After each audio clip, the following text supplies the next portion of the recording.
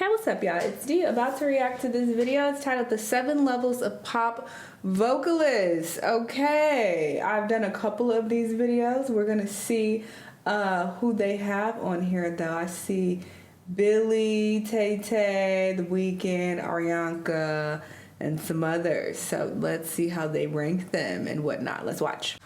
Level 1. The storyteller's voice.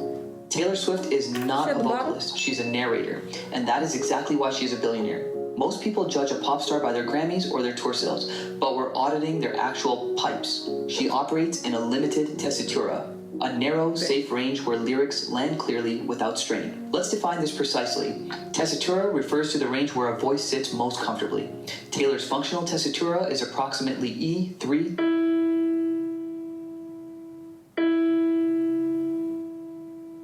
to E5. In other words, he's saying she can't sing. A 2-octave comfort zone. She employs speech-level singing, a technique where vocal cord tension remains minimal, barely different from conversational speech. Honestly, I don't mind singers like this when it's done right. I'm not saying she's doing it right. That's up for you to decide. But I'm thinking of people like, Shanell, Janae. I don't mind the really soft, low singing. Like, they stay in their lane. They know they can't, do the real high Mariah Carey vocals. So they keep it cute. I don't mind that, on some singers. Creates her relatable quality. You feel like she's talking to you, not performing at you. But here's the technical reality. Speech-level singing lacks vocal weight and harmonic resonance. All too well, 10-minute version proves the point. No runs, no belts, just precise narrative delivery.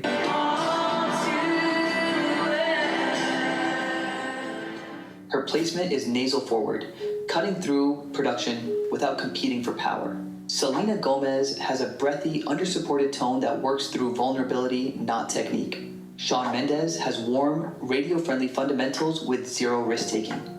Level 1 singers know their boundaries and work within them. Sometimes restraint is the strategy. Sorry, something about this language feels a little shady. Just a tad bit.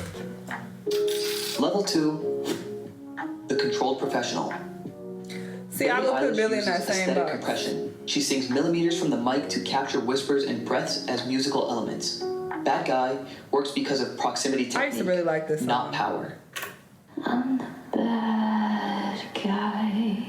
She's engineered intimacy. Camila Cabello has proper support and decent agility. Ed Sheeran understands his limits and never exceeds them. Dua Lipa has a smoky, controlled lower register. Level 2, vocalists execute cleanly. They won't fail you live, but they won't shock you either. I mean, that's pretty much what I said, as far as staying in your lane, that's knowing your limits. Level 3, the sonic signature. Yes. The Weeknd has an androgynous falsetto that cuts through any production. Halsey has a raspy quality that reads as authentic emotion. Sia combines power with distinctive nasal resonance. Lorde interprets lyrics like performance art. Distinctive voices become branding. In an era of identical production, unique timbre is currency. Level 4, the technical arsenal. Really? Ariana Grande has 4 usable octaves and vocal agility that's mathematically impressive. She uses mask placement, directing resonance into the facial cavities to create brightness and projection. The trade-off? Her enunciation blurs at high velocities. When she runs, consonants disappear. Now, I have complained about this. My Patreon people, y'all know, okay? There are a few that I complain about this, which she's one of them. now enter Kelly Clarkson, the rival who refuses to be ignored. Kelly uses open throat technique. She drops her larynx, widens her pharynx, and creates massive acoustic space. This allows her to belt with power and clear lyrics. Since You've Been Gone showcases this, every word lands with force and precision. Who's the real athlete? The one with the fastest runs or the one with the clearest belt? Ariana wins on vocal agility, speed, flexibility, melismatic runs. Kelly wins on vocal clarity, diction. I understood every word the first time I heard that song. All of her songs, actually, that I really liked. That, Breakaway. Chest voice power, intelligibility. It's another one I always forget that really stood out to me. Ariana is the sprinter, Kelly is the powerlifter. We just offended two of the biggest fandoms in music. If you think technical agility beats raw power, you belong on this channel. We're pushing for the 1,000 milestone. Hit subscribe to join the squad and tell me which side you're on in the comments. Both are technically elite, but they're competing in different events. Demi Lovato belts with operatic compression. Bruno Mars channels Motown with seamless falsetto transitions. Miley Cyrus rebuilt her voice from Disney to powerhouse. Level 4 vocalists have the complete toolkit. Level 5. The emotional architect. This level introduces vocal weight, determined by vocal cord mass and thickness. Adele's vocal cords are physically thicker, creating a naturally darker, richer timbre. Her voice carries more harmonic overtones in the lower frequencies, which our brains interpret as warmth and emotional gravity. But here's what separates level 5. Interpretive restraint. Adele could belt everything. Her music. Someone like you devastates because of her choices. The controlled crack, the dynamic build, the restraint before release.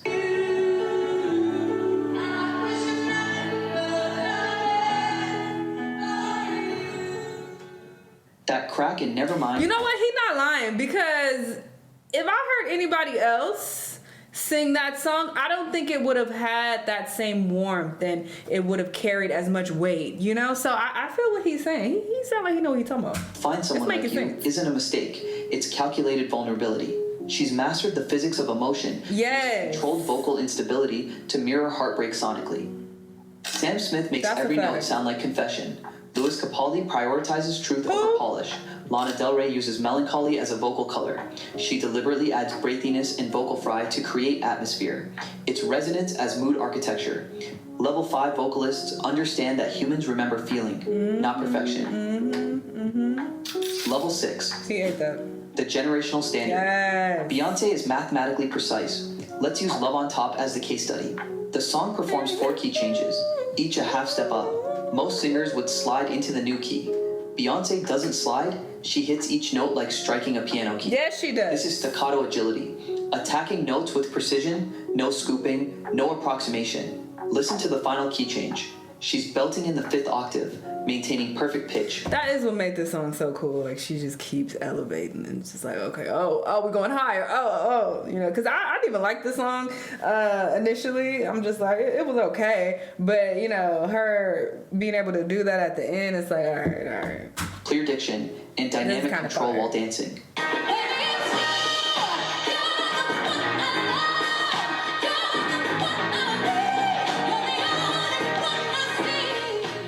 Her melismatic accuracy, hitting every note in a run cleanly, is unmatched. She studied gospel runs, R&B phrasing, and pop production. Whitney Houston redefined pop vocals. I Will Always Love You changed what vocalists attempted. Freddie Mercury brought operatic range into rock with 4-octave control. Amy Winehouse blended jazz phrasing, soul grit, and R&B runs into something uniquely hers. Level 6 vocalists don't follow trends. They set the standard everyone else chases for decades. Speak on it. Level 7. No lies were told. Vocal immortality. Well, yes. Mariah Carey. And Whitney, 5 octaves. But let's be precise. Oh, he already put Whitney at 6. About what that means. I would put Whitney at 6. The whistle register exists above the head voice, typically starting around E6 or F6. Most singers can't access it at all. For those who can, it's usually a brief novelty. Mariah didn't just hit whistle notes, she performed runs in the whistle register. Listen to emotions. She's executing melodic phrases, controlled vibrato, and dynamic shaping at G7 in a register most humans can't even perceive properly.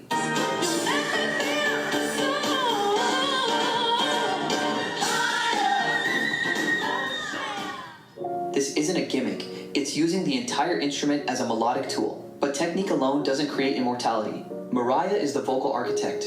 She created the dictionary of runs that modern pop still speaks. Come on, legend. Before Mariah, melismatic runs in pop were rare. Vision of Love in 1990 changed the game forever.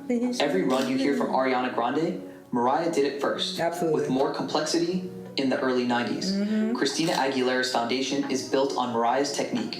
Even male vocalists adopted her phrasing patterns. Really? We Belong Together proved she could execute everything. Runs, belts, whisper tones, emotional delivery within one song. And All I Want for Christmas Is You plays every December, reminding the world her voice transcends trends. She's the benchmark. When someone hits an impressive note, the comparison is always Mariah. That's not opinion, that's measurable cultural impact. That's level 7. That's the voice against which all others are measured forever. Which side are you on? The storyteller? Damn, she up there by herself? I don't know about that. What y'all think about that? Like I said, I would also put Whitney at 7, but you know, that's just my opinion. I'm sure that's also my personal bias. What do I know? I clearly can't even sing. I sound like a hot ass mess. He sounds like he knows what he's talking about. You know, he sounds like he has some knowledge on the topic. But yeah, I feel like a lot of this was very accurate, especially when it came to Adele. I felt that. I'm like, yes. Very, very true. But very interesting vid. Y'all let me know what y'all think, and I'll see you on the next one. Bye.